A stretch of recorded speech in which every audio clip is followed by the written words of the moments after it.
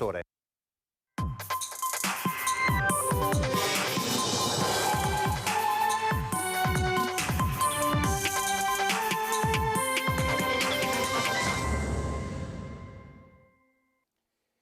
Buongiorno, ben trovati telespettatrici e telespettatori di Antenna 3. Entriamo in diretta anche per questo giovedì 4 gennaio per aggiornarvi su tutti i fronti della cronaca, dell'attualità e della politica, mentre sta parlando da Palazzo Chigi la Premier Giorgia Meloni. Giorgia Meloni, poi la sentirete, si è soffermata su vari nodi chiaramente istituzionali, ha rivendicato il lavoro fatto, sta parlando del MES, di come il MES sia uno strumento obsoleto e ancora si dice pronta al confronto con le opposizioni, in particolare con Eli Schlein, ma per l'appunto la conferenza stampa è in corso, ci saranno più o meno 40 domande da parte dei giornalisti, conferenza stampa che come sapete è stata rinviata per oltre 2 settimane. Questo ha ingenerato molte polemiche, ma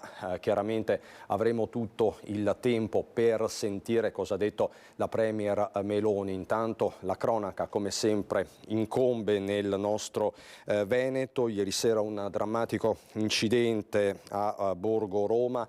Siamo a Verona, erano da poco passate le 22 quando l'incrocio tra via Gorizia e via Centro, 2 persone sono state investite sulle strisce pedonali, 2 anziani, una coppia di 74 e 76 anni che abitano nella zona, stavano tornando a casa quando in prossimità della farmacia, mentre attraversavano la strada, sono stati investiti da un'auto che non si è fermata, anzi nonostante il tremendo impatto il conducente ha proseguito la sua corsa ed è fuggito dal luogo dell'incidente.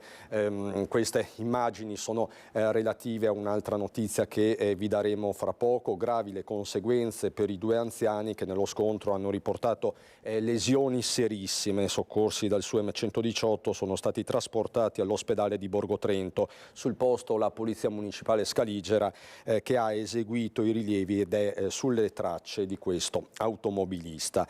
E sempre sulle strade del Veneto c'è una vicenda tutta da chiarire a Valdobbiadene, dove ieri una quindicenne è stata ritrovata stesa a terra lungo la strada. Così l'hanno vista alcuni automobilisti nel pomeriggio per l'appunto di ieri a Valdobbiadene e hanno chiamato così i soccorsi. La ragazzina era in stato confusionale e non sapeva spiegare il motivo di e perché si trovasse in quelle condizioni. L'ambulanza del SUEM l'ha portata in ospedale per gli accertamenti sanitari. Sul posto anche i carabinieri che si stanno occupando delle indagini. Bisogna fare chiarezza, parliamo per l'appunto di una teenager, di una quindicenne che è stata ritrovata, lo ripeto, in stato confusionale a Valdobbiadene.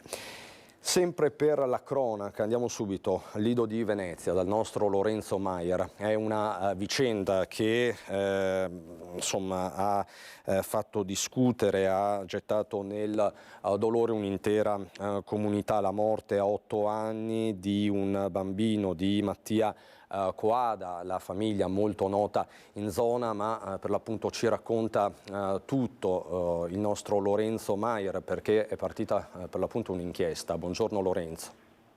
Buongiorno Cristian, a te e ai nostri telespettatori.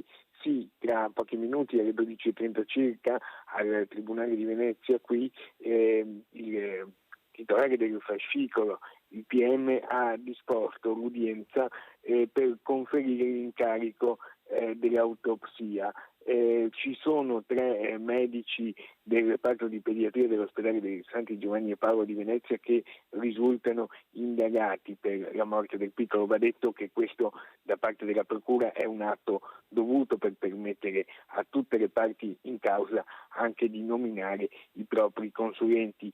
Sarà l'autopsia che verrà definita oggi e che si svolgerà molto probabilmente tra domani e al più tardi lunedì, l'elemento di rimente per capire quali sono state le cause del decesso del piccolo che era sanissimo.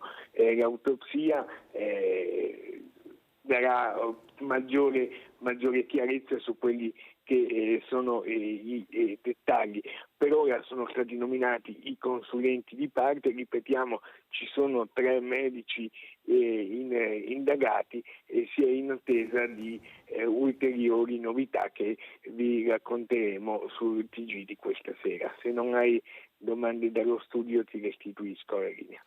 Ti ringrazio Lorenzo, ovviamente tutti gli aggiornamenti come dicevi nel TG di questa sera di Venezia a partire dalle 19 e noi torniamo su un altro dramma che ha colpito diverse comunità, la morte a soli 27 anni di un ragazzo originario di Bassano, aveva vissuto a Rosà ma residente a Montebelluna.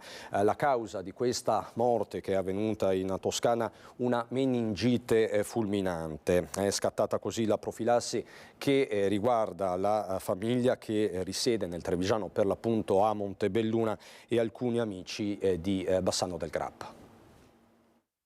Era partito lo scorso 28 dicembre dalla stazione di Montebelluna per trascorrere il Capodanno con la fidanzata in Toscana follonica Carlos Ivan De Altin, 27enne bassanese di origine ma residente da qualche tempo nella città trevigiana. Un periodo di festa che si è trasformato in dramma. Già il giorno dopo, il 29, il giovane ha iniziato ad accusare pesanti sintomi, febbre alta circa 40 gradi e macchie rossastre e violacee sulla pelle che ben presto da un primo referto si sono rivelate essere delle microemorragie dei vasi sanguigni. Da Massa Marittima De Altin è stato portato all'ospedale centrale di Grosseto, dove le sue condizioni sono precipitate, tanto da trasferirlo nel reparto di terapia intensiva. Qui è spirato il primo giorno dell'anno. Il decesso, in base agli esami di laboratorio, sarebbe da attribuire a una sepsi fulminante da meningococco, ancora in attesa di tipizzazione. Praticamente quindi devono ancora fare tipizzazione del meningococco. Comunque sono stati ovviamente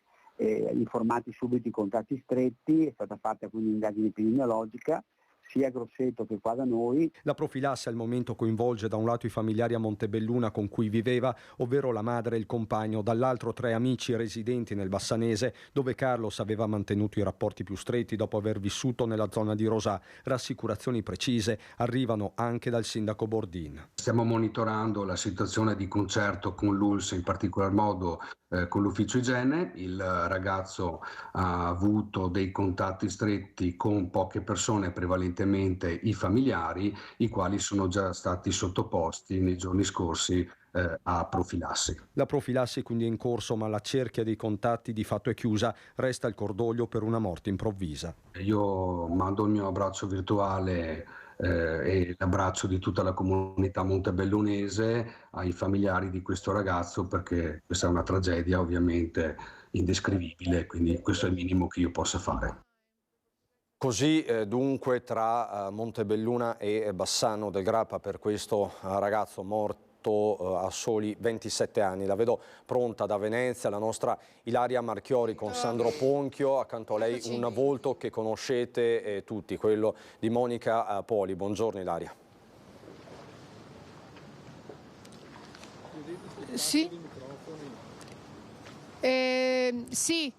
Eccoci qui Christian, scusate avevo avuto problemi con la linea, siamo qui a Venezia insieme a Monica Poli dei Cittadini Non Distratti, volto noto proprio perché è lei insieme agli altri cittadini, ma che in particolare conosciamo per il suo attenzione pickpocket, la lotta ai borseggiatori, ma questa volta c'è un'altra crociata da parte di Monica Poli, ovvero quella contro gli scatolettisti.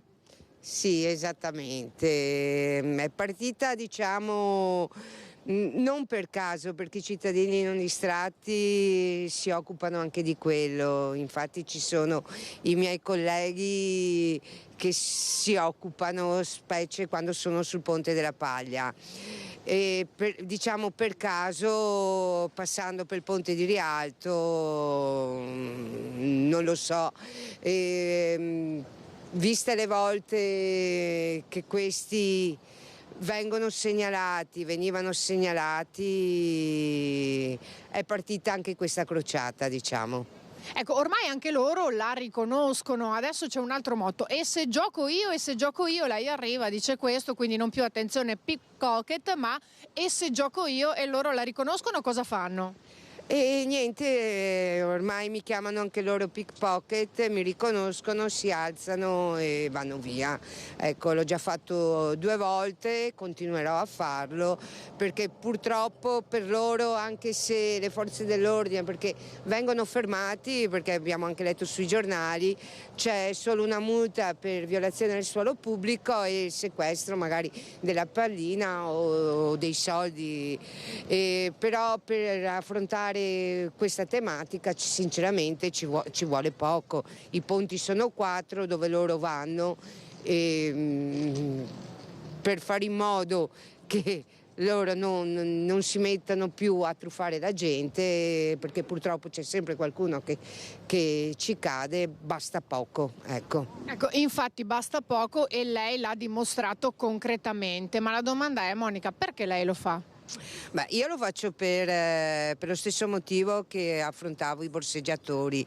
Io lo faccio perché amo la mia città e amo i turisti, perché logicamente bisogna tutelare i turisti, bisogna tutelare i cittadini, e quindi è una cosa che ci viene dal cuore, ecco.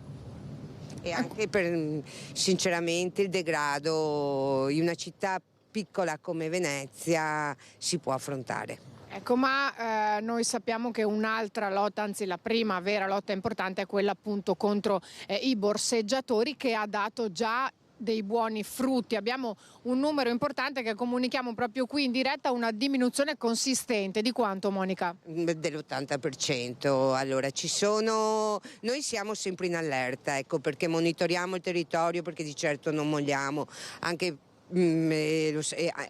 perché per questa riforma, ecco, e tutto quello che c'è dietro.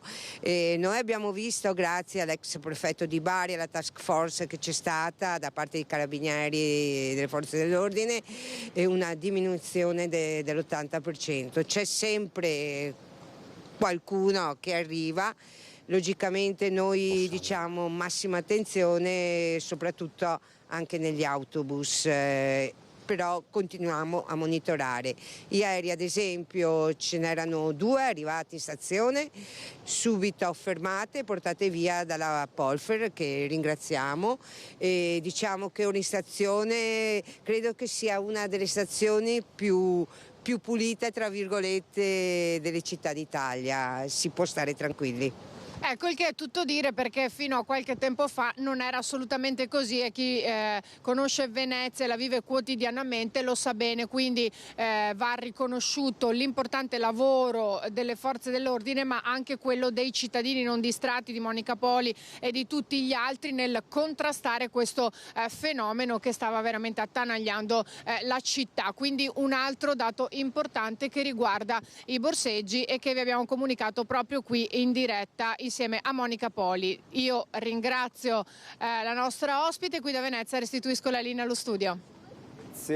Grazie davvero Ilaria Marchiori con Sandro Ponchio e grazie ovviamente anche a Monica Poli per tutti questi aggiornamenti. Noi adesso andiamo in provincia di Vicenza, vi parliamo di un'operazione della Guardia di Finanza contro il lavoro in nero, così a Rossano Veneto. L'attività era partita solo nel luglio scorso, ma in pochi mesi era riuscita a racimolare già 11 lavoratori in nero, dei quali 2 addirittura privi del permesso di soggiorno. Lo hanno scoperto i militari della Guardia di Finanza di Vicenza, che nei giorni scorsi hanno sottoposto a un controllo un laboratorio tessile di Rossano Veneto, riconducibile a una ditta individuale di un cittadino cinese. Nel corso del blitz le Fiamme Gialle hanno identificato 11 lavoratori in nero di nazionalità cinese e pakistana, di cui 2 sono risultati privi del permesso di soggiorno. Questi ultimi sono stati denunciati alla Procura per ingresso e soggiorno illegale nel territorio dello Stato. La denuncia è scattata anche per il titolare per aver dato lavoro a extracomunitari irregolari. Ma non finisce qui, perché all'Ispettorato del Lavoro è stata formulata una proposta di sospensione dell'attività imprenditoriale, vista la quota di personale in nero in misura superiore al 10% di quello presente sul posto. Inoltre alla ditta è stata appioppata una multa da 25.000 euro.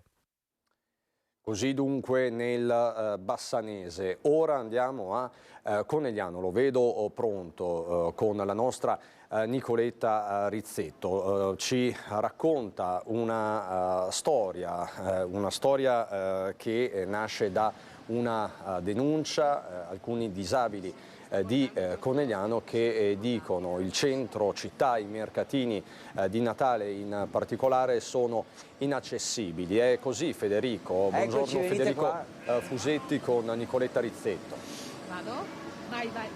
Buongiorno Cristian, buongiorno ai telespettatori, siamo a Conegliano, siamo proprio nel centro storico, vicino con Nicoletta Rizzetto, vicino alle casette di Natale, quindi tutto addobbato per le festività, però c'è qualche problema. Siamo qui con i nostri attivi amici di Conegliano, Federico, Ermanno e Raffaele Zanette. Buongiorno a tutti e tre. Buongiorno. Insomma, ci hanno chiamato un po' anche per segnalarci che a Natale siamo tutti più buoni, tutto funziona bene, le vacanze, le festività da passare con le famiglie, però qualche problema quotidiano c'è e non è da trascurare. Adesso sorridiamo, ma in realtà per voi, diciamo, quotidianamente le difficoltà si ripetono. In particolare adesso siamo veramente a pochi metri, dicevo, dalla zona delle casette, con un passaggio pedonale che però vi crea delle grosse difficoltà. Sì, non solo qui, anche nella parte sotto delle casette, la parte sotto è inagibile per noi, nonostante che abbiamo fatto più volte, ecco. Dopo ci troviamo, l'unico passaggio di entrata, ci troviamo dei mezzi davanti, qui nessuno interviene, non è vigilato, non possono dir di no perché ci sono documenti alla mano e testimoni a volontà. Siete arrabbiati? Siamo non solo arrabbiati, non poco, perché è una vergogna che non ci diano ascolto. Ripeto per l'ennesima volta, come ho fatto l'ultimo servizio mesi fa, che è da oltre un anno che la Giunta non ci riceve. Ecco, è una cosa, siamo inascoltati in toto, è una cosa vergognosa e scandalosa, e mi permetto anche di dire dove sono le opposizioni, visto che entrambi in campagna elettorale si riempivano la bocca inerente al discorso delle barriere architettoniche. Andiamo con Federico, naturalmente poi sentiremo e contatteremo anche amministrazione e sindaco per capire qual è la situazione. Federico ci mostra la difficoltà legata a questo dosso, diciamo, che copre dei cavi elettrici, ma lei con la sua carrozzina, che è diversa da quella di Ermanno e di Raffaele, lei qui non riesce ad andare oltre. Perché? Perché praticamente la carrozzina, essendo con le ruote piccole avanti, adeguata, diciamo, per il mio tipo di disabilità, non riesce praticamente a superare questi ostacoli così alti. Quindi per cui praticamente siamo penalizzati da questa cosa, nonostante abbiamo fatto presente più volte che ci sono queste difficoltà, continuano a rimanere queste difficoltà. Federico ci fa vedere che non riesce, perché poi sembra... Quando si va sul pratico, questa è la situazione, che la ruota si blocca, anzi abbiamo visto prima che girava addirittura a vuoto perché non riesce ad andare oltre il dosso per la conformazione della sua sedia. Non va più, infatti purtroppo, stando le cose così, io sono costretto a non poter attraversare comodamente, ma devo andare a fare un altro giro di strada per poter arrivare dove devo andare. Questo è il problema. Inaccettabile. Ermanno invece, Nicoletta, vieni da Ermanno, che invece ha una posizione un po' più, diciamo, rassegnata, mi viene da dire, e prima discutevamo, non è giusto neanche questo, però insomma lei dice tanto non cambia niente. No, essere disabili significa avere delle difficoltà oggettive, difficoltà che si incontrano tutti i giorni. È una questione di senso civico, no?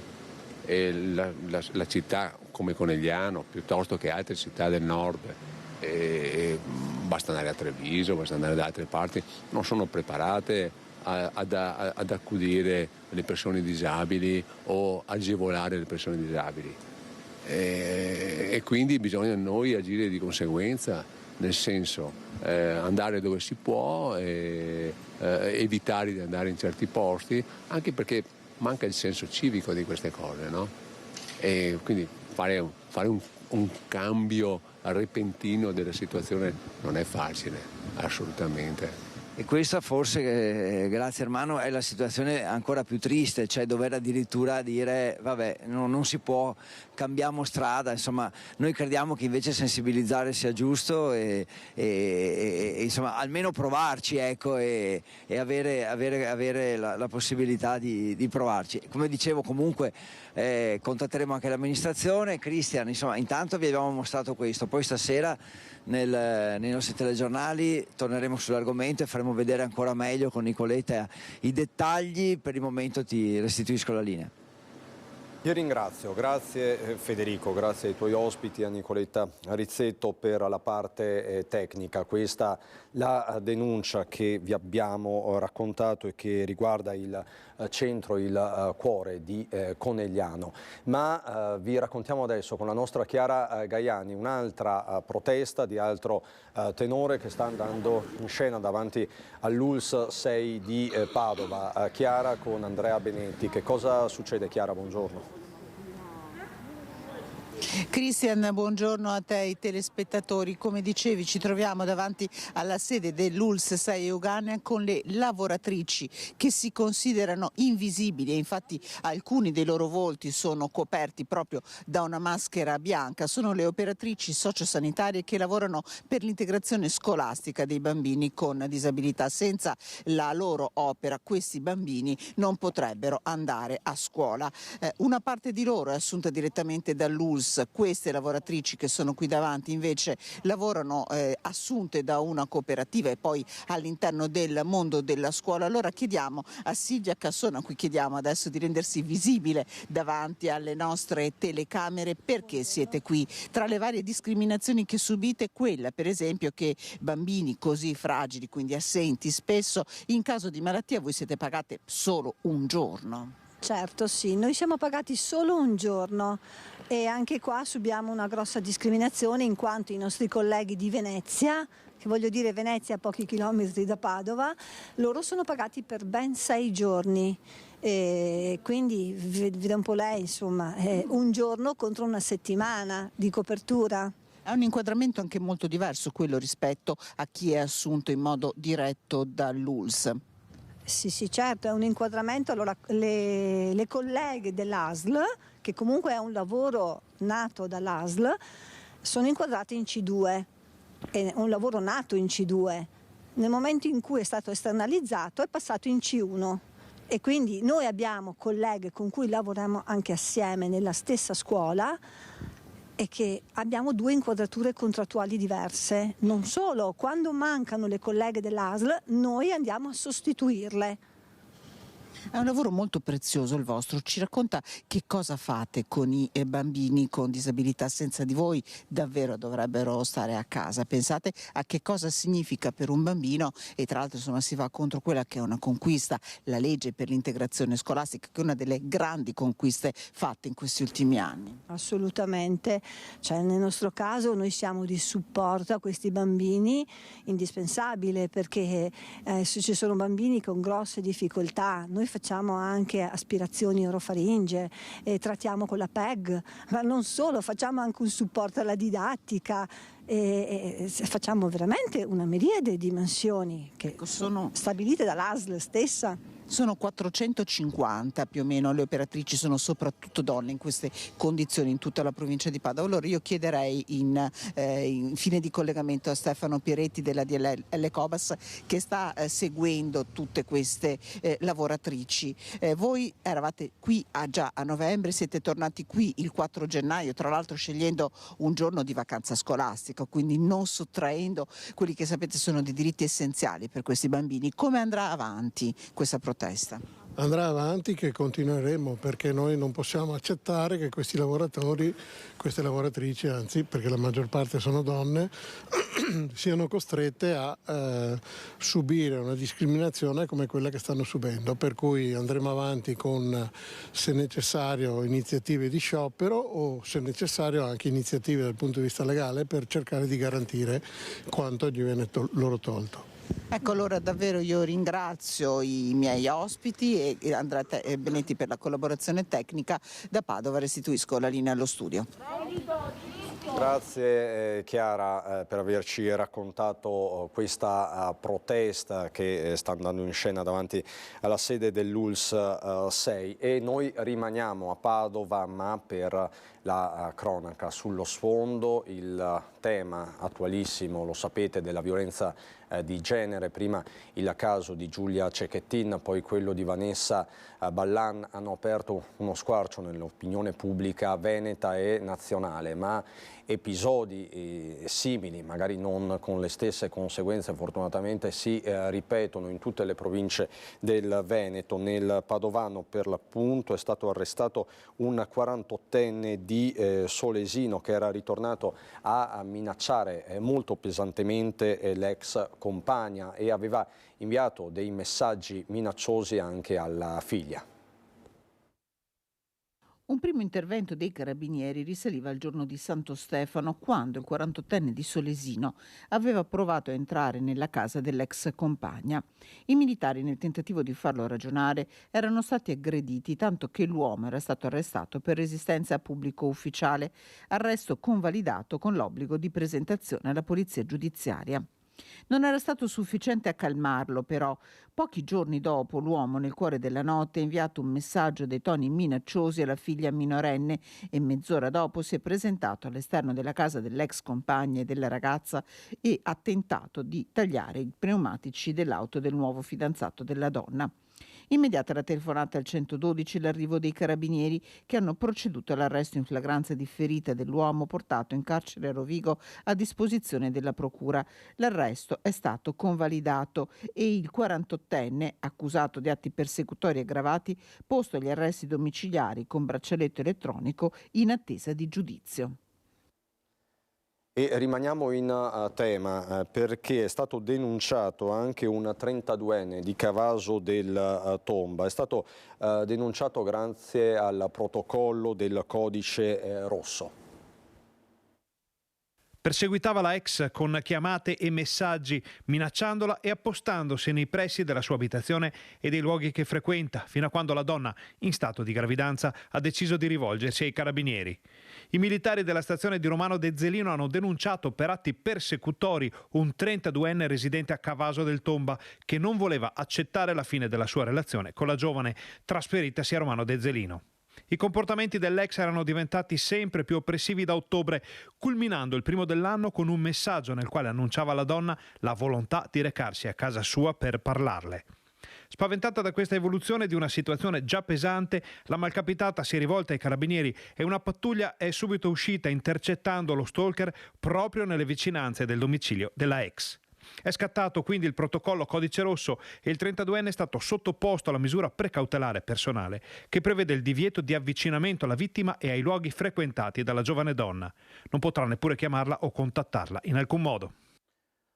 Lutto nel mondo del giornalismo padovano. All'età di 51 anni si è spento Andrea Moretto, caporedattore del TG Padova di Telenuovo. Moretto, giornalista molto conosciuto e apprezzato, corrispondente da Padova per la Gazzetta dello Sport, si è spento a Lecce, dove era stato ricoverato per un problema cardiaco nel giorno di Santo Stefano. Andrea era una persona eccezionale, capace di starci accanto tanto nei momenti di impegno lavorativo quanto nelle vicissitudini personali e familiari. Questo è il ricordo dei colleghi di Telenuovo. Andrea Moretto lascia la moglie Stefania e il figlio Dario, a cui tutti noi di Media Nord Est ci stringiamo con grande affetto. La cronaca sindacale ci porta a Treviso. Era stata licenziata per essersi rifiutata di usare la mascherina al lavoro e dopo il ricorso presentato dalla donna, il giudice del lavoro ha dato ragione all'azienda, una catena di supermercati. Il fatto era accaduto in una struttura di Villorba nel novembre del 2022. L'obbligo di mascherina nel posto di lavoro era decaduto per legge.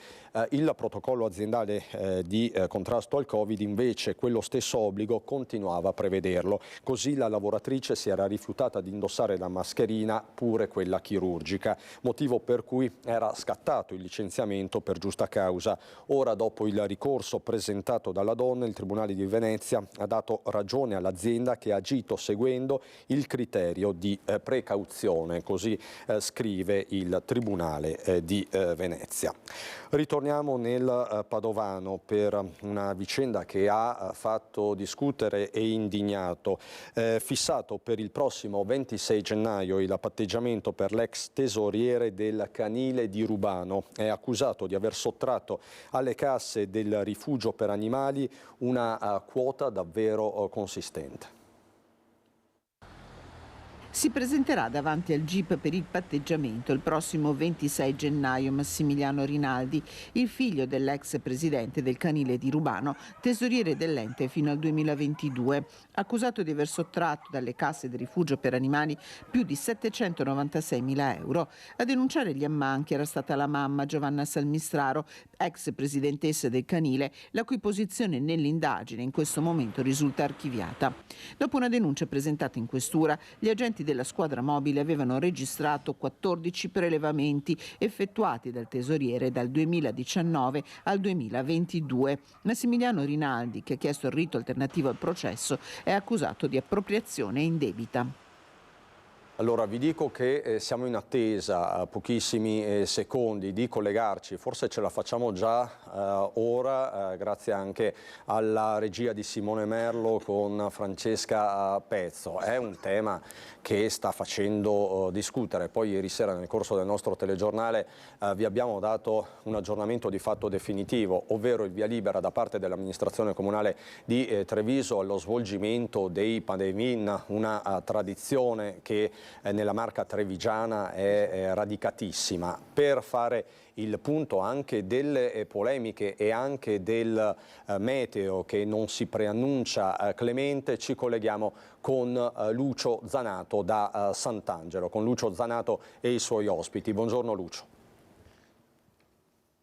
Buongiorno, intanto devo correggere, non siamo a Sant'Angelo ma siamo a Santa Maria del Rovere, siamo come vedi alle mie spalle il Museo delle Case Piavone e dietro c'è il Panevin del gruppo folcloristico trevigiano. Sono con Ivano Camarin ma sono anche con Antonella Tocchetto e col vice sindaco Alessandro Manera.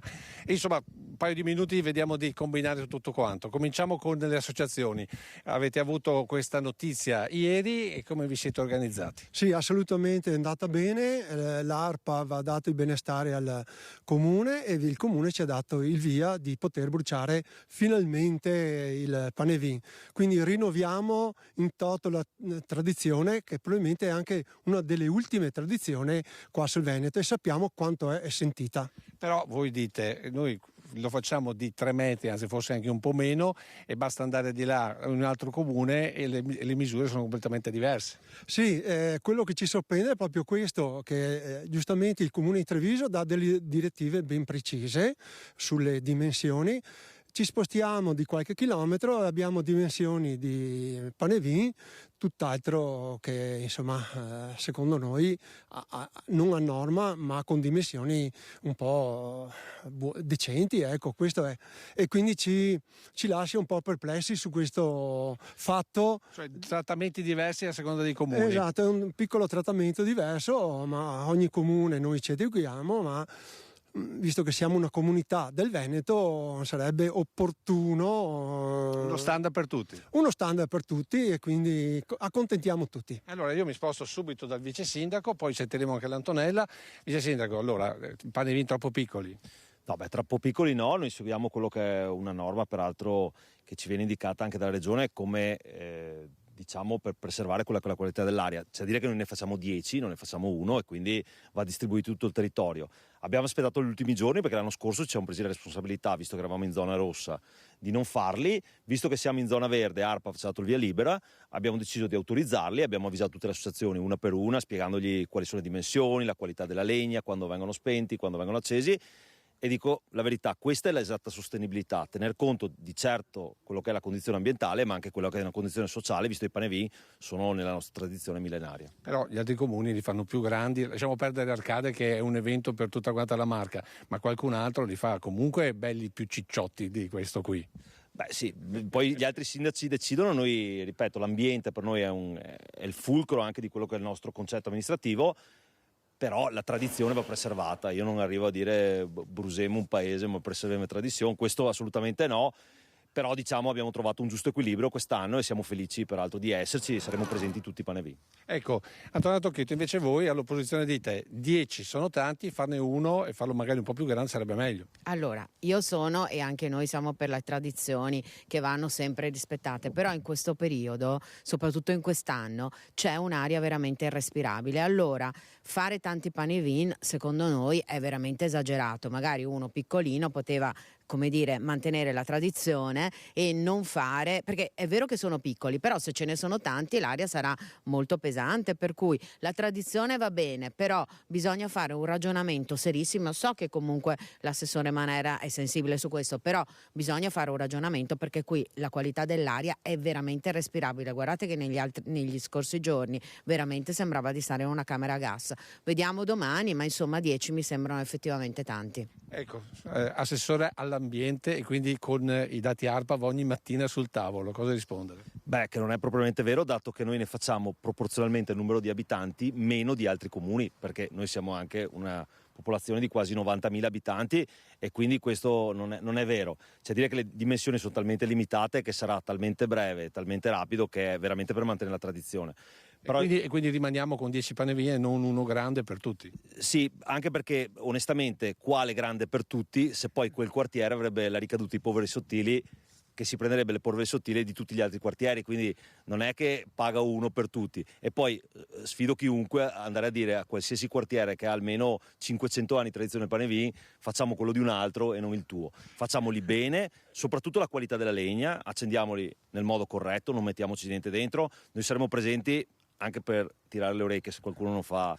Però dai, beviamoci un po' di vin brûlé e speriamo che nella pioggia i prossimi giorni che abbatta tutto. Ecco, a proposito di pioggia, torno da Ivano Camarin perché la seconda notizia che abbiamo confermato attraverso il nostro Giancarlo Iannicelli chiamato a San Candido, pensate un po' voi cosa abbiamo combinato, lui si è guardato le carte e domani sera dalle 8, 7:30, 8 comincia a piovere, si intensifica sempre di più fino alle 10 e poi tutto sabato pioggia a dirotto, questo ci ha detto Iannicelli. E quindi voi cosa fate? Quindi dovremmo sicuramente rivedere tutta la nostra organizzazione perché se non si brucia perde proprio la caratteristica del panevin.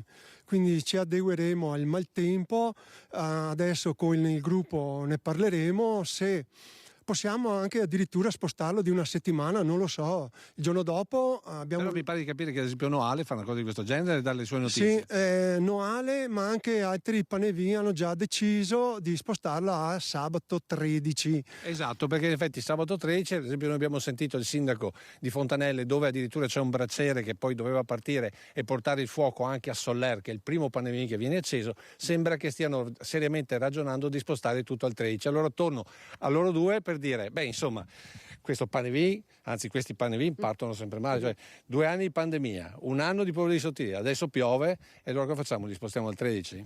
Beh, questo adesso ci saranno delle valutazioni, beh, chiaramente poi cambia. Perché lui non ve lo voleva dire, però dice se lo spostiamo al 13 ci tocca fare tutte le carte, non lo facciamo mica, Beh, possiamo fare una proroga su quello, per quello non ci sarebbe un problema, però dobbiamo fare le valutazioni con quello che è poi la programmazione della città. Secondo me non c'è problema, però dobbiamo vedere. Però per me il panevin è il giorno della vecchia, cioè adesso. Quindi io spero che magari lo anticipiamo di un'ora, visto che il generale Iannicelli ha detto le 8, lo facciamo a costo di farlo alle 7, però la calza si porta quel giorno lì. Adesso tutti noi torniamo bambini, anche la consigliera Tocchetto credo, e quindi a quel giorno che ti aspetti la calza. Farlo dopo, con il ritorno della scuola, è già una cosa diversa, quindi mi auguro che il buon tempo ci sia clemente. Insomma, anticipiamo, ma facciamolo domani. E quindi cosa dire? Chiudiamo con Antonella Tocchetto, perché è la signora tra tutti noi.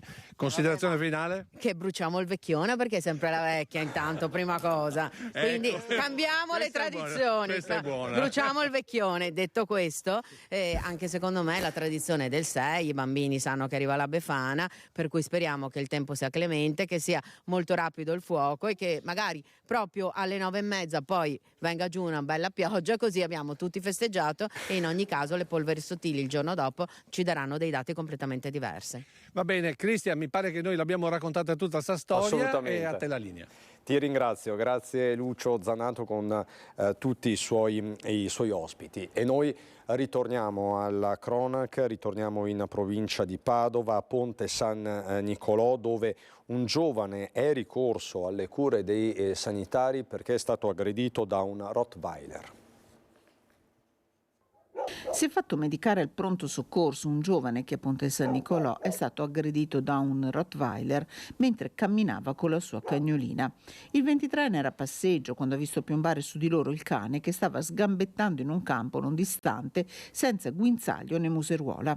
Immediatamente il giovane ha tentato di mettere in salvo la sua cagnolina, ma è stato aggredito dal Rottweiler che gli ha provocato 2 profonde ferite al braccio. Per evitare il peggio è intervenuto il proprietario del cane che è riuscito a bloccarlo. Dell'aggressione saranno informati i carabinieri. Torniamo sui pesanti vandalismi nei bagni della stazione di Piombino Dese che vi abbiamo raccontato. 6 dei 10 ragazzi individuati dalle telecamere hanno raccolto l'appello del sindaco e si sono presentati in municipio con i loro genitori. Vediamo com'è andata. C'era solo il sindaco Cesare Mason nel municipio di Piombino Dese quando ieri pomeriggio hanno suonato alla porta d'ingresso 10 persone. Il primo cittadino si è trovato davanti 4 genitori e 6 giovanissimi, i baby vandali che la notte di Capodanno avevano distrutto i bagni della stazione ferroviaria del comune causando un danno quantificabile in circa 20.000 euro. È stato raccolto dai primi 6 ragazzi l'appello che Cesare Mason ha lanciato anche attraverso le nostre telecamere.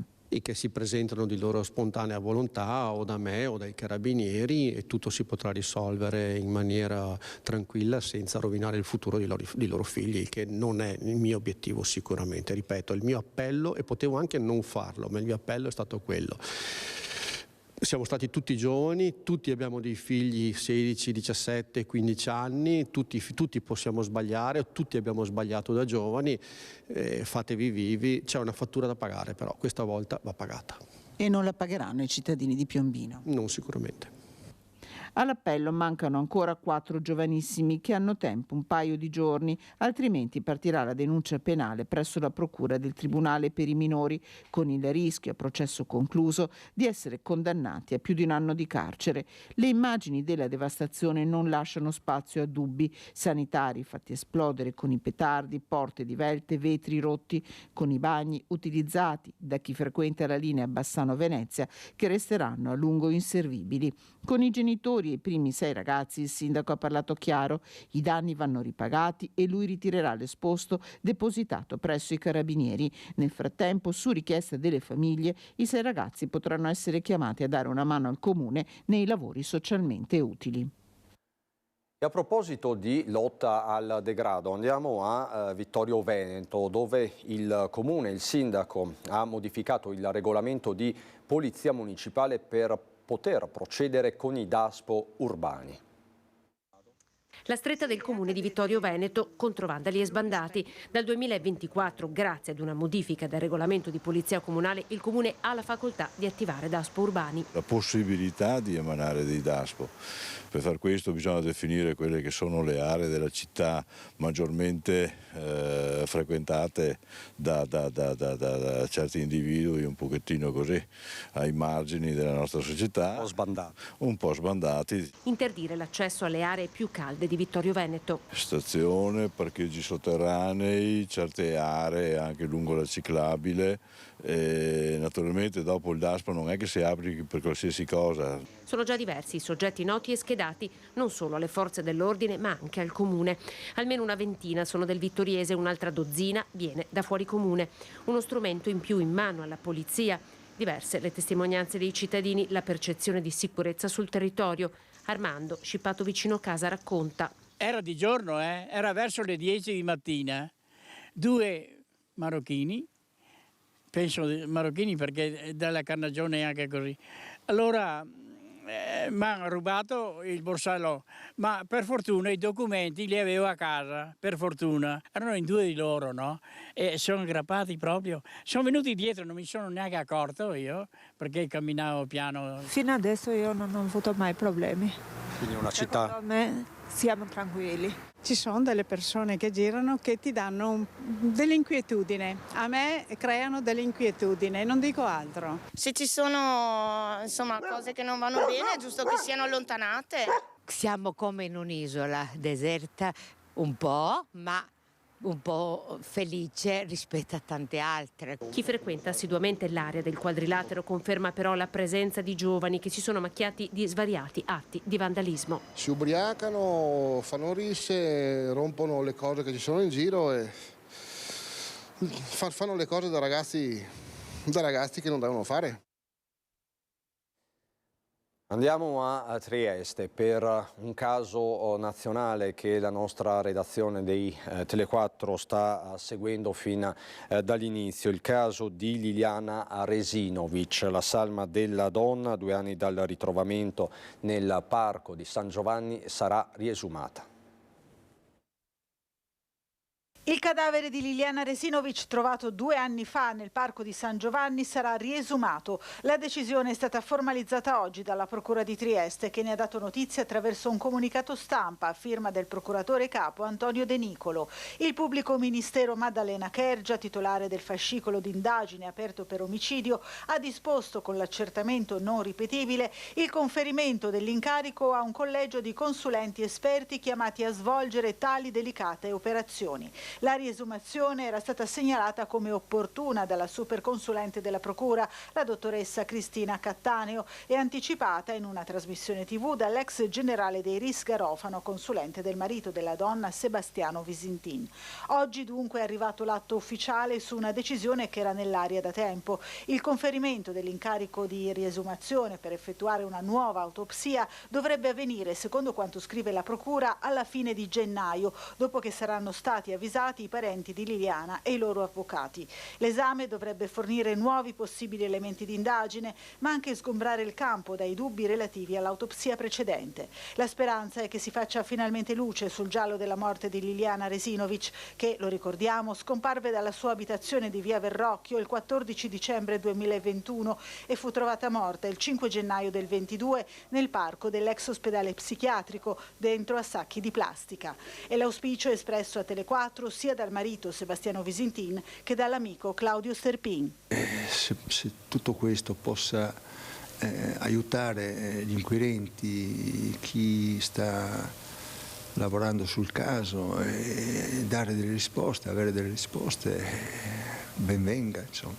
Io spero che queste nuove e ulteriori indagini possano dare quelle risposte che noi tutti ci aspettiamo, io e anche i familiari. Noi tutti lo speriamo, perché finalmente, e sarebbe ora dopo 2 anni, lo dico, vorremmo sapere quando, soprattutto quando. Sempre per la cronaca andiamo nel Vicentino, ladre di smartphone sono state incastrate dalle telecamere. Incastrate dalle immagini di videosorveglianza, 3 donne, tutte originarie della Romania, sono state rintracciate e denunciate dai carabinieri di Schio per furto aggravato in concorso. I fatti risalgono a ottobre, quando da un esercizio commerciale erano stati rubati alcuni smartphone. Di lì le indagini dei carabinieri che hanno visionato le immagini di videosorveglianza all'interno del negozio, accertando che il furto, consumato durante l'orario di apertura, era stato commesso da 3 donne che da una vetrina avevano portato via 4 smartphone dal valore di oltre 1.600 euro per poi dileguarsi. I successivi approfondimenti investigativi hanno permesso di identificare le 3 donne di 29, 27 e 19 anni domiciliate a Roma, con precedenti di polizia per reati contro il patrimonio. Per loro è scattata la denuncia. Adesso a Venezia per un'altra vicenda con due turisti, padre e figlio, che sono finiti in acqua. Martedì sera un turista stava camminando per Venezia in prossimità del bordo della fondamenta nei pressi del Ponte dei Sospiri, quando è caduto in acqua perché stava guardando il cellulare. Con lui c'era il figlio che senza esitare si è tuffato per salvarlo, ma entrambi si sono trovati in difficoltà. Sul posto sono giunti gli agenti delle volanti della Questura di Venezia che hanno trovato il conducente di un'imbarcazione, arrivato nel frattempo, che tentava di aiutarli. A quel punto i poliziotti hanno fatto arresto. Padre e figlio sono stati quindi invitati dagli agenti a togliersi gli indumenti fradici per evitare di incorrere in rischi ipotermici, per avvolgerli poi con coperte termiche.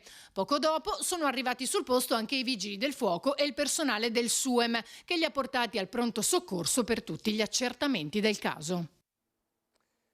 Ci eravamo lasciati qualche tempo fa, ve le avevamo mostrate, con le immagini di un cervo davanti al banco di un ambulante a Cortina. Quelle che vi mostriamo ora invece parlano di uno scampato pericolo corso da due automobilisti in transito sulla strada che da Meano di Santa Giustina porta a Paderno in comune di San Gregorio nelle Alpi. Un'auto rallenta, la camera di uno smartphone si accende per riprendere la corsa di un cervo sul prato prospiciente la strada. Questione di pochi secondi, il cervo, probabilmente spaventato, spicca un incredibile balzo per superare non solo la strada ma anche il fossato. Immagini davvero incredibili, le vedete. Inutile dire che questo video postato dall'automobilista in questione su Facebook è diventato virale in men che non si dica. Fortunatamente non si è fatto male nessuno, neppure il cervo, che a terra si è scomposto ma che si rialza per raggiungere un luogo più sicuro. Immagini davvero impressionanti, tra l'altro sono suggestive, sono impressionanti, ma sapete, la fauna selvatica costituisce ormai un pericolo sulle strade del Veneto. Tante volte vi raccontiamo di incidenti anche con esito letale. Insomma, anche questo è un tema. Tutto questo mentre sta parlando la Premier Meloni a Palazzo Chigi, la famosa conferenza stampa rinviata per oltre 2 settimane a causa dell'influenza. Sentiamo per un attimo Meloni.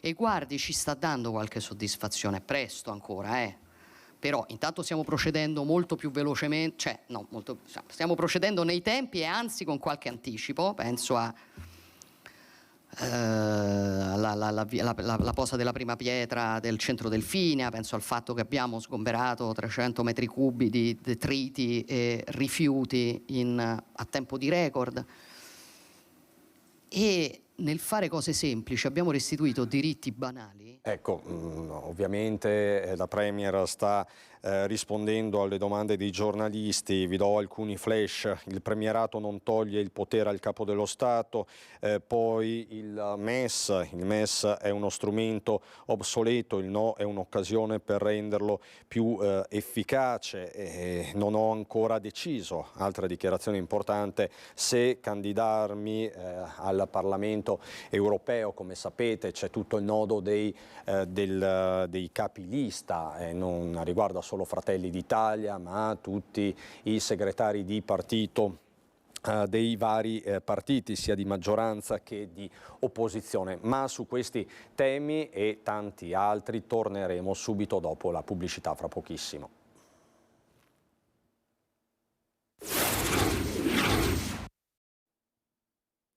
Di nuovo in diretta per raccontarvi questa giornata, questo giovedì 4 gennaio a Nord-Est. Avete visto tantissimi fatti, siamo stati a Venezia con Ilaria Marchiori, con Lorenzo Maier, poi a Conegliano per raccontarvi la protesta di un gruppo di disabili, questi mercatini di Natale inaccessibili, e ancora la protesta, un altro sit-in degli operatori, delle operatrici, sociosanitarie, scolastiche davanti all'ULSS 6, la tematica attualissima dei Panevin. Il comune di Treviso ha dato il via libera, però appunto la polemica è appena iniziata. Su questo incombe anche il meteo, quindi domani sera potrebbe piovere, anzi pioverà, ce l'ha detto anche il nostro generale Giancarlo Iannicelli. Tra l'altro vi do un altro aggiornamento di cronaca arrivato poco fa, di attualità.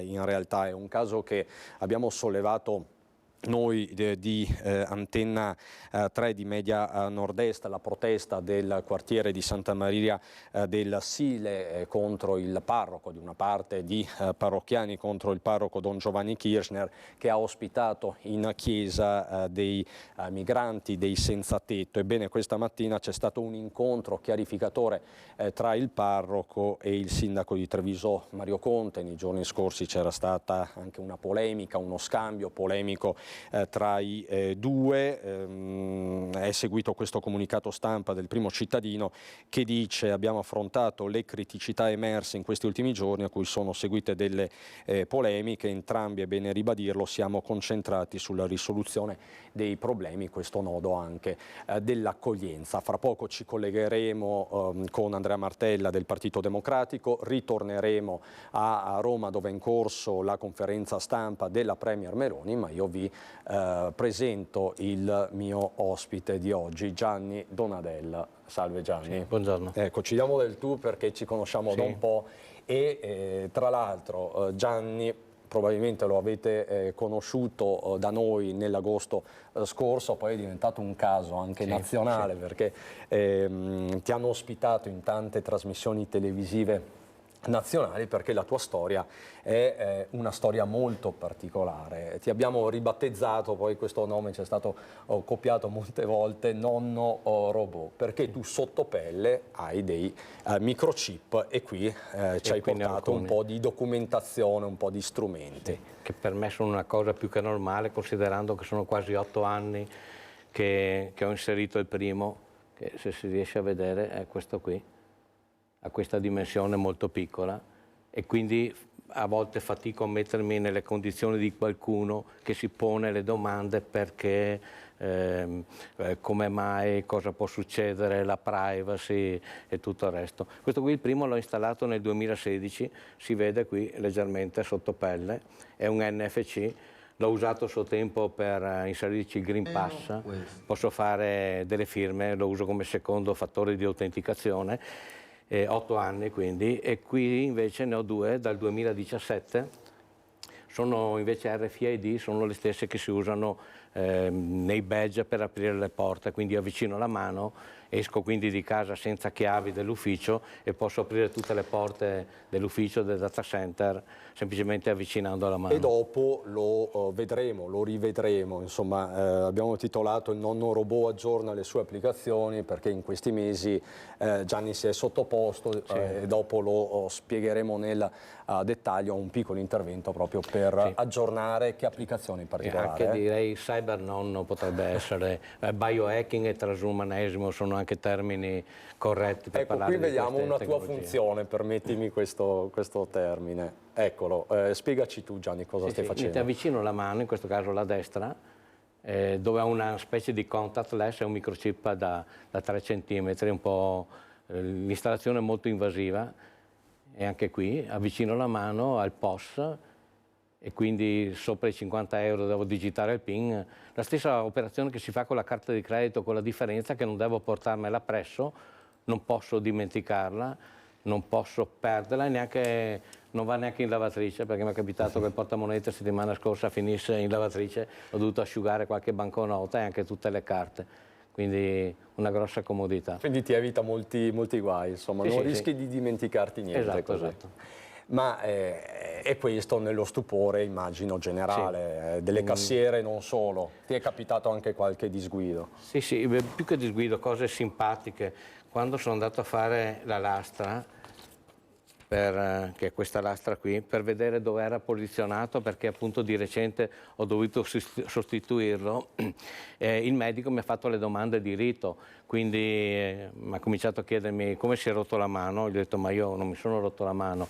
Allora mi ha chiesto: è da tanto che ha dolori? Ma io non ho dolori, e quindi perché è qui? Io ho detto, ci scherzo anch'io naturalmente, immagino che sia una cosa quotidiana, che le capiti qualcuno che viene a farsi una radiografia esatto, quella lì, per vedere come si è posizionato, appunto, dovendolo sostituire. Allora ci ha pensato un paio di secondi e poi mi ha detto: facciamo così, io adesso le faccio una lastra e poi le consiglio di andare nella porta qui accanto dal mio collega neurologo a farsi una visita. In pratica, in modo simpatico, mi stava dicendo: meglio che ti fai vedere magari anche da uno bravo. Molto sottile, sì, molto sottile, questo dottore. Ecco la lastra, grazie Simone Merlo con Francesca Pezzo. Allora, abbiamo spiegato così per sommi capi la tua vicenda, per chi non la conosceva l'abbiamo aggiornata, ma fra poco, fra 10 minuti, un quarto d'ora, ritorneremo e ci spieghi per bene com'è la tua vita con tutte queste app. Insomma, vedevo anche Andrea Martella che stava seguendo con un certo interesse questi ultimi minuti, insomma, questa storia molto particolare. Buongiorno Andrea Martella, segretario regionale del Partito Democratico. Con lei però vorrei affrontare i tanti temi della politica, mentre è in corso la conferenza stampa della Premier Meloni che si è anche detta, e io partirei da qui, aperta al confronto con le opposizioni. Ha citato Elly Schlein. Lei vede questa disponibilità della Premier nei confronti delle minoranze, dell'opposizione? Innanzitutto buongiorno a lei, al suo ospite, a tutti i telespettatori, auguri per l'anno nuovo a tutti. Sì, è vero, stavo seguendo con molto interesse il vostro servizio e quanto si stava dicendo, che è sicuramente molto interessante. Tornando alla politica, devo dire che la Premier in questa conferenza stampa che doveva essere di fine anno e che poi si sta svolgendo in questi giorni sta affrontando i temi che riguardano questo anno di governo. Mi pare che siano molti i problemi che emergono sul fronte dell'immigrazione, sul fronte della sicurezza, sul fronte del caro vita, delle scelte fatte sulla legge di bilancio. Anche il tono che vedo non è poi un tono così categorico come in altre circostanze, con qualche elemento di incertezza in più. È evidente che la realtà ogni giorno ti fa fare i conti con le difficoltà che deve sostenere un governo, e per quanto riguarda l'opposizione, al di là di qualche frecciatina che ho sentito in più punti, mi pare che riconosca il ruolo del Partito Democratico e della segretaria Elly Schlein, e quindi se è detta disponibile ad un confronto, è bene che questo confronto ci sia, avvenga nei prossimi mesi, possa essere poi, se possibile, anche un'interlocuzione per poter lavorare su alcuni temi assieme in favore del Paese, dei cittadini. Ma Martella, per il PD qual è il tema prioritario, anche alla luce della legge di bilancio che è stata approvata? Guardi, il tema secondo me prioritario è questo.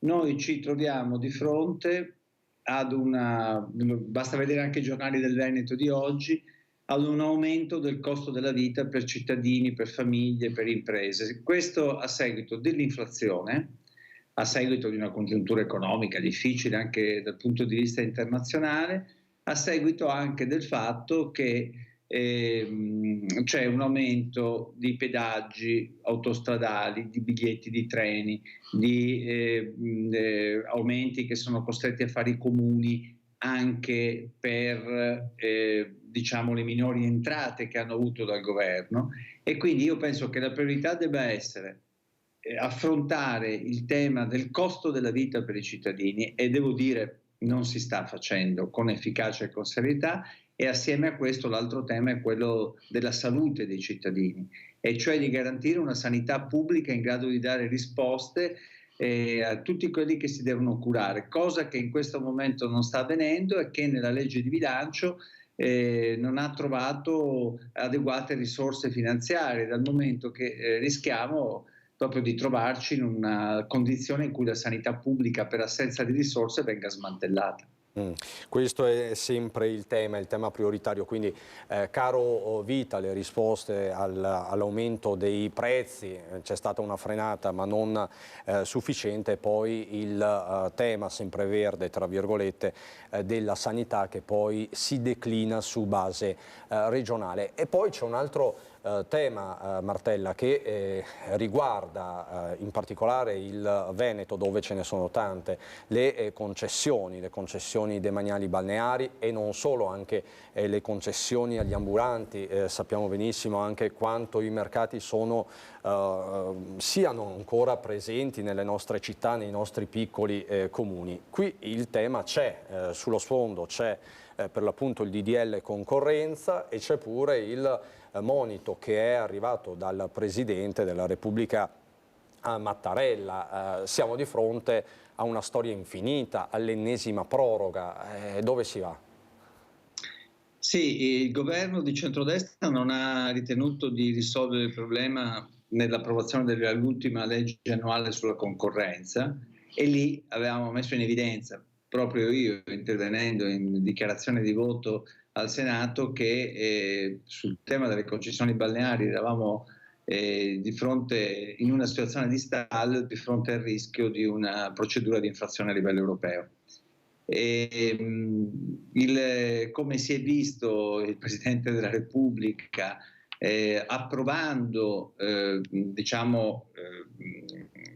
firmando la legge annuale sulla concorrenza, dicendo che lo faceva perché è legata agli obiettivi del PNRR, ha messo in evidenza questo tema, così come quello dell'occupazione del suolo pubblico per attività commerciali. Due questioni su cui è necessario intervenire con delle regole più precise e con delle procedure di evidenza pubblica che possano determinare le gare per le concessioni, e non con ulteriori proroghe.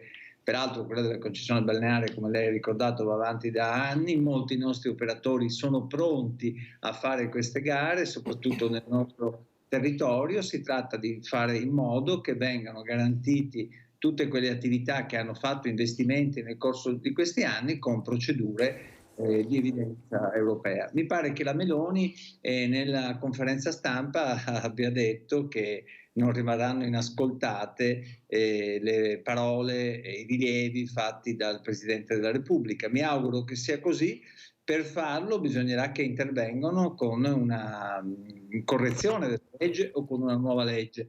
Li aspetteremo in Parlamento per vedere se questo avverrà, ma io mi auguro che avvenga in tempi molto rapidi, cioè entro il 16 di gennaio, perché sennò davvero si rischia di andare incontro ad un'inflazione. Leggo testuali le parole della...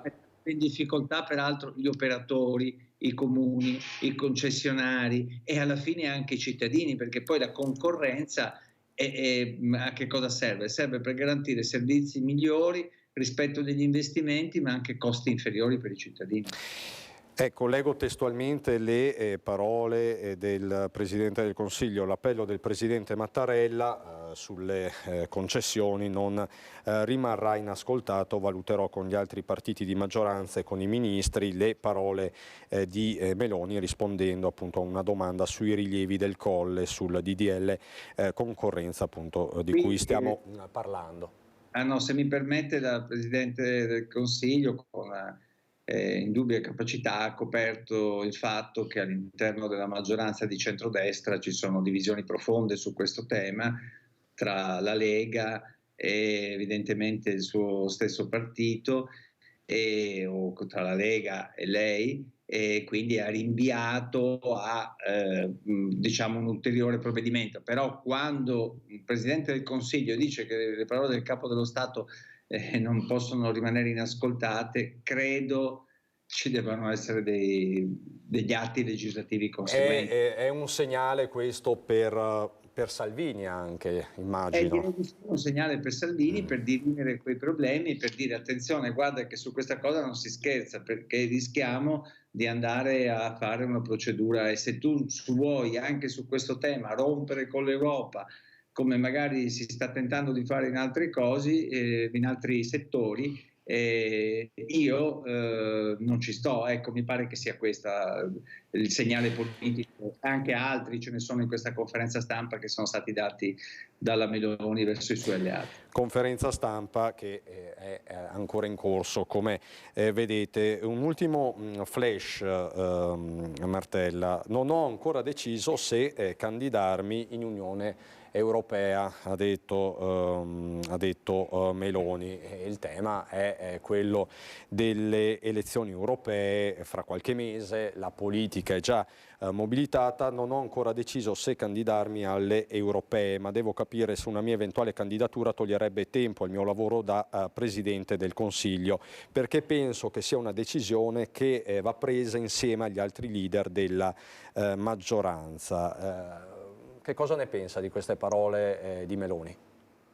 Sì, le ho sentite, mi pare che alla fine abbia anche detto che propende però per una sua candidatura. Io ritengo che sia molto probabile che si candidi, del resto la Meloni è quella che oggettivamente è in grado di avere un consenso elettorale superiore ai suoi alleati, e quindi probabilmente lo fa anche per fare in modo di produrre un risultato che possa servire anche per l'attività del governo. Per quanto riguarda invece le questioni a livello europeo, è chiaro che queste elezioni non le dobbiamo guardare solamente come ad un appuntamento nazionale, ma come un grande appuntamento europeo. E la Meloni, che aveva iniziato con una certa rigidità nei confronti dell'Europa, oggi a seguito delle elezioni in Polonia, in quelle in Spagna, e lo si è visto anche da questa conferenza stampa, diciamo, ha un'attenzione un po' diversa rispetto alle forze che in questo momento governano a livello europeo. Anche questo è un punto molto divisivo nei confronti del Salvini e del centrodestra, quindi vedremo. Io naturalmente penso che queste elezioni europee dovranno anche riguardare un grande impegno del Partito Democratico per avere un risultato a favore di un'Europa che possa essere un'Europa più vicina ai cittadini e migliore di quella che abbiamo conosciuto.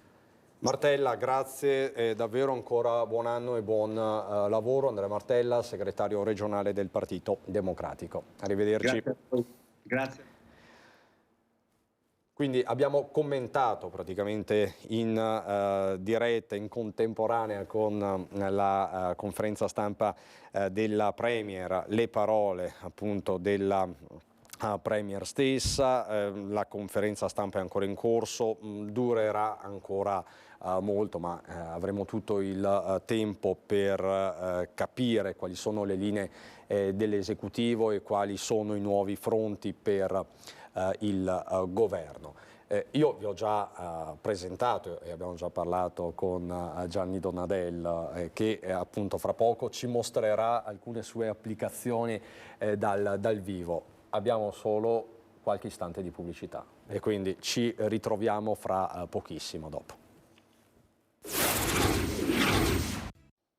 Di nuovo in diretta con Gianni Donadel, lo abbiamo chiamato Cyber Nonno, nonno robot, nonno 4.0. Gianni, a te come piace definirti? Anche bionico, nonno bionico anche, perché queste qui comunque sono tecnologie, diciamo, di biohacking, transumanesimo, ovvero sia l'utilizzo appunto di tecnologie, scoperte scientifiche da inserire anche nel corpo per cambiarne le prestazioni. Già gli occhiali lo sono esterni, ma quando mettiamo gli occhiali cambiamo le nostre prestazioni. Le lenti a contatto esterne, se chiudo la palpebra, sono interne, questi qui invece sono veramente interne. Sono veramente interne. E appunto io vorrei... Posso? Sì, prego. Ecco, questa è la siringa che viene utilizzata sostanzialmente da Gianni per inserire questi microchip. Sì. Ma questo modello. dove inizia e dove finisce il fai da te? Perché poi, sì, certo. ecco, no, non è ci un fai sono da dei te, casi in cui devi ricorrere a interventi medici. Diciamo che già per questo si può fare anche da soli, mettendo una pinza qui, ma tecnicamente si va da un piercer che dopo aver disinfettato, trovato la posizione esatta, stringe la pelle e poi infila questa siringa qui, che alla fine il tutto si riduce a una pizzicata e una goccia di sangue, e una volta inserita sotto pelle viene spinto fuori il microchip, che è questo qui. Ecco, mostriamolo un po' più basso, Okay. ecco, lo mostro io, eccolo qua, non so se... E poi è questo che si vede qua. Vedete, mamma mia, è piccolissimo, si fa fatica è a tenere, piccolissimo, scivola. Eccolo qua. È quello che si vede qui, cioè mio nipote Giorgio Leone, quando passeggiamo tiene la mano qui, lo senti, e dice sto toccando il bottone magico. Esatto, è un chicco di riso, sì, lo dicevamo doppio, anche nell'agosto scorso, è anche qualcosina in più. Cotto anche, un po' grande in effetti. Mentre da quest'altra parte è di 3 cm, in questo caso il microchip, 3 cm di lunghezza, un mezzo millimetro di spessore, sì, anche questo si riesce a sentire. Ecco, si vede invece mostro. ancora la cicatrice. Ecco, qua. E qua praticamente tu hai qui una tesserina. Sì, una tesserina, 3 cm per 1, qui c'è la cicatrice dell'intervento perché appunto un mese e mezzo fa ho dovuto sostituirlo. Normalmente non è una cosa che succeda, ma siccome questa ha a tutti gli effetti una sperimentazione, la prima versione aveva un problema di saldature fra il chip e l'antenna e cominciava a avere difficoltà di lettura. Questa è la carta di credito. Questa è la carta di credito, qui serve un intervento di un medico e tra l'altro l'estrazione è stata veramente pesante perché ci ha impiegato 45 minuti perché il materiale è talmente biocompatibile che il corpo lo ha proprio assorbito completamente, quindi 45 minuti per estrarlo e 20 secondi per inserire il nuovo. È stato doloroso? Diciamo c'era l'anestesia in questo caso. Questo è certamente invasivo come intervento, però è comodo, adesso fino a maggio 29 posso pagare avvicinando semplicemente la mano, quindi esco di casa senza carta di credito, senza contanti. Tu questo lo puoi fare, nel senso è tutto legale, sì, no? sì, Cioè sì. rientra negli atti di disposizione del proprio corpo. Sì, esatto, diciamo non è illegale, è certamente borderline, non è facile trovare il medico che ti fa l'intervento perché nel prontuario non è installazione microchip, non la trovi chiaramente. Però non è una cosa diciamo vietata. Che non lo passa nemmeno la mutua. Sì, certo, assolutamente. E quindi devi trovare dei medici che in qualche modo gli spieghi la necessità, anche perché in questo caso io starei dando anche una mano perché intanto ho dimostrato, io e anche i miei altri colleghi, che non ci sono problemi di rigetto. Ripeto, questo da 8 anni, questo ormai da 3, e il prossimo, che fortunatamente è piccolino, di queste dimensioni qui, è una sperimentazione a cui ho aderito, dovrebbe arrivare a breve, speriamo, verrà messo sotto pelle e ai fini medici, ovvero sia lo scopo principale è di rilevare il livello di glucosio, quindi tenere sotto controllo la glicemia. È un laser che emette una luce, esatto, quello lì, emette una luce e rileva i livelli di glucosio, ma anche battito cardiaco, temperatura corporea e il livello di ossigenazione del sangue. Ecco, non so Simone se magari è più chiaro, questo sarebbe l'intervento, sì. Questa mini capsula inserita sempre con la siringa e la dimensione è poco più di questa, emette una luce appunto che ti consentirebbe quindi di avere in tempo reale i dati sul glucosio. Con lo smartphone comunica direttamente. Esistono anche dei cerotti per fare questo, ma lavando si possono sparire. Cioè, adesso io non ne ho ancora bisogno, però do una mano a questa sperimentazione in modo di dimostrare che dopo qualche anno che è una cosa che può avere un futuro, insomma. Questo per il trattamento, per esempio, del diabete? Sì, del diabete, sì, glicemia, diabete. Principalmente lo scopo è questo. Quindi tu ti metti a disposizione anche della ricerca scientifica, della ricerca medica. Sì. Diciamo, è una passione per la tecnologia in genere. In quest'anno del 2024 sono 45 anni che mi occupo di informatica. Tra l'altro ho visto tutto il progresso dell'informatica, ho visto lo sbarco sulla Luna, avevo 12 anni, era in bianco e nero, poi qualcuno dice che l'hanno registrato in uno studio televisivo, la Terra è piatta, le colonne d'Ercole sono sempre lì, nella mente di qualcuno certamente, quindi ho visto tutto il progresso tecnologico e ogni volta che esce un qualcosa non posso evitare appunto di provarlo.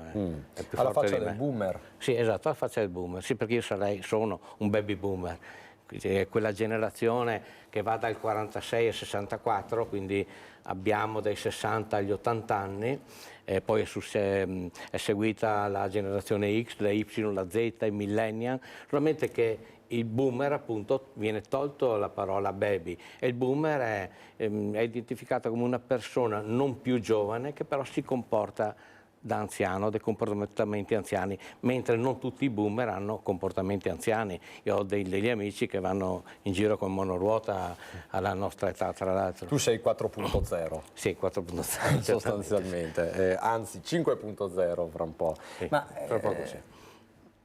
una curiosità, cosa ne pensi per esempio dell'intelligenza artificiale? No? Se ne fa un gran parlare, ne abbiamo parlato anche noi, tra l'altro pochissimo tempo fa con il responsabile del computer Leonardo.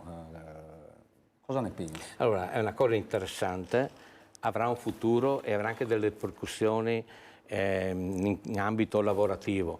Una cosa che deve essere fatta ed è stata fatta proprio meno di un mese fa è che venga normata. Sono state, diciamo, predisposte delle norme in particolare per l'utilizzo dei dati biometrici. Una cosa importante, poi si adeguerà a questo chiaramente la grande industria, ma perché se pensiamo internet, nata 89, 90, 91, 93 ufficialmente, ha dovuto attendere 30 anni, il 2019, per vedere le prime regole. Prima è rimasta un terreno, appunto, un far west, e quindi sarà una cosa utile, andrà normata, andrà gestita, perché la tecnologia non va demonizzata, non esiste appunto di fare i ludisti e bruciare i telai, chiaramente è inarrestabile, però effettivamente qualche insidia la nasconde, per cui dobbiamo, che qualcuno deve, chi ha quel compito, creare le regole, e noi però dobbiamo averne consapevolezza, utilizzarle in modo consapevole. Per farlo dobbiamo conoscere, apprendere, e qualcuno dovrebbe anche insegnarci. Infatti a questo proposito io vedrei la necessità di qualche trasmissione, come tanti anni fa qualcuno se la ricorda, Non è mai troppo tardi, del maestro Alberto Manzi, che spieghi in modo chiaro le insidie, perché le opportunità sono notevoli. Pensi che mia nipote Alida Maria, gli abbiamo dato a 3 anni adesso, parla italiano e inglese, perché quando ci siamo accorti, un po' troppo tardi, guardava i cartoni in inglese, e quindi quando ha cominciato a parlare parlava in inglese, sua mamma che parla inglese, quindi inglese con sua mamma, in italiano con gli altri. È un bel problema questo. È un problema per noi, sì, però è un'opportunità. Un'opportunità però nasconde delle insidie. Il grande fratello è questo, non sono questi apparati. Questi apparati, qualcuno dice per la privacy, NFC è near field, near vuol dire vicino. Io devo, per aprire questa cassaforte, devo appoggiare la mano, devo quindi stare a pochi centimetri al massimo. Prego? Dimmi Simone, perdona. Sì, dopo lo rifacciamo, assolutamente, grazie Simone. Dopo vi dimostriamo ovviamente questa applicazione di Gianni. Sì, stavo dicendo appunto che questi apparati hanno bisogno di essere avvicinati al lettore. Io potrei utilizzare queste tecnologie, diciamo, queste funzioni con un sistema diverso, con riconoscimento facciale, perché è già in uso, l'abbiamo sui telefoni, ma quello sì è un problema per la privacy, perché una telecamera mi può individuare a centinaia di metri di distanza, mentre questi apparati qui devono essere appoggiati, avvicinati. E poi un'altra cosa importante, non hanno batteria, perché sarebbe un problema doverli sostituire. Qui è stato un incidente di percorso, però un danno collaterale previsto anche. Funzionano così in pratica: quando avviciniamo questi apparati, quindi la mia mano, al lettore, che deve appunto rilevarli. Il lettore emette un campo elettromagnetico che viene captato dall'antenna. Questo qui è il modello che c'è dentro nelle tessere bianche. L'antenna raccoglie il campo elettromagnetico, lo porta all'interno qui, nel cuore, nel microchip. Lui si attiva perché riceve l'alimentazione, recupera le informazioni che ha all'interno, i codici, Green Pass, eccetera, il secondo fattore, e fa il percorso inverso e lo consegna al lettore. Quindi non hanno bisogno di batteria, quindi una volta installati sono permanenti. Infatti questo qui da 8 anni. Anche un messaggio molto chiaro e inquietante per certi versi. Il problema sono questi. Assolutamente. Se parliamo di privacy, il problema è lo smartphone, non tanto la tecnologia, i microchip sotto pelle. Anche questa è una riflessione, insomma. Perché io questo non lo lascio a casa, devo portarmelo dietro, ma non viene rilevato.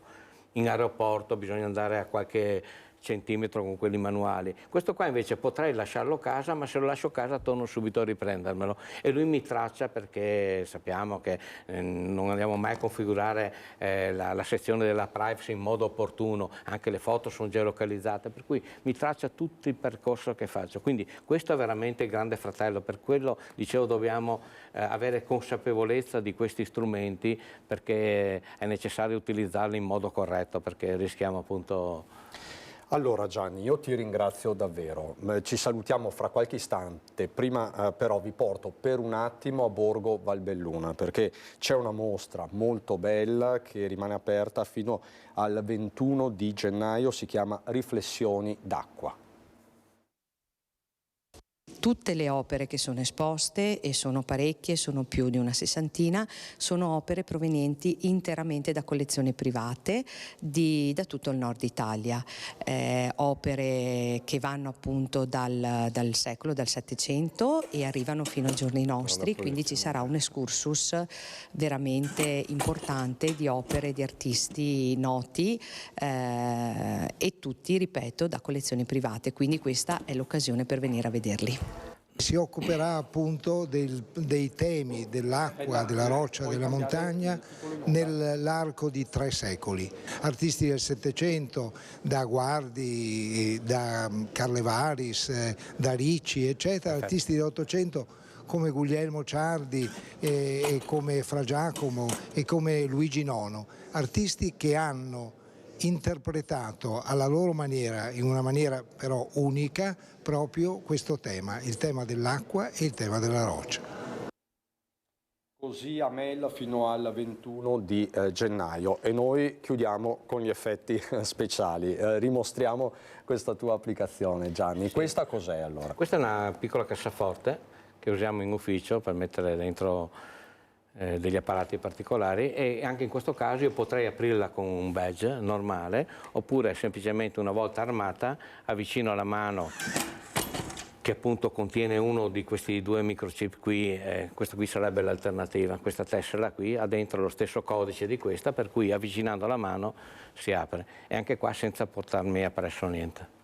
Rimostriamolo così, perché un attimo solo, rimostriamo, ecco. Insomma, questa è la tua applicazione, una delle tante applicazioni di Gianni Donadel, il Cybernonno, ormai per tutti il Cybernonno. Grazie davvero per questa tua testimonianza. Poi ognuno trae le sue conclusioni. Anche questa immagine è bella, no? Non so se possiamo mostrarla, Simone. È un altro strumento utilizzato da Gianni. Cos'è? Questo è un monoruota. Diciamo che un boomer non dovrebbe forse utilizzare una cosa del genere, tanto più che sarebbe anche vietata, in quanto in America inventano, in Cina copiano e purtroppo a Bruxelles vietano. Non è normata in Italia. Grazie ancora a Gianni, grazie Simone Merlo, Francesca Pezzo dalla regia. Io vi lascio al meteo e al film Gli avventurieri di Plymouth con Spencer Tracy, insomma un film celeberrimo, subito dopo quindi, e noi rientriamo in diretta alle 18:30. Buon proseguimento.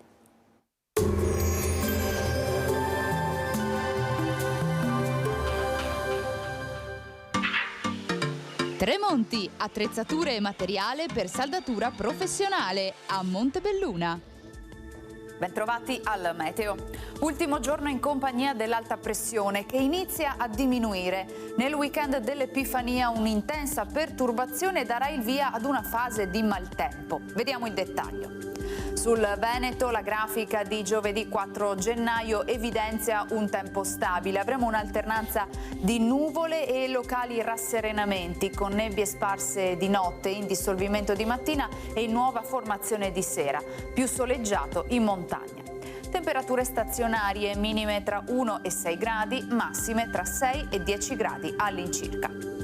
Spostiamoci ora sul Friuli Venezia Giulia. Anche in questo caso sarà asciutto, tuttavia sulla zona montana il cielo sarà in prevalenza poco nuvoloso. In pianura e sulla costa locali nubi basse nelle ore più fredde, qualche schiarita a seguire. Temperature minime tra 4 e 8 gradi, massime sui 7-10 gradi. Infine diamo uno sguardo alla situazione del Trentino Alto Adige. Sarà soleggiato al mattino ma con nuvolosità irregolare nel pomeriggio. Temperature minime tra -2 e 1 grado, massime sui 10 all'incirca. Dal meteo di Antena 3 per ora è tutto. Grazie per l'attenzione. Arrivederci.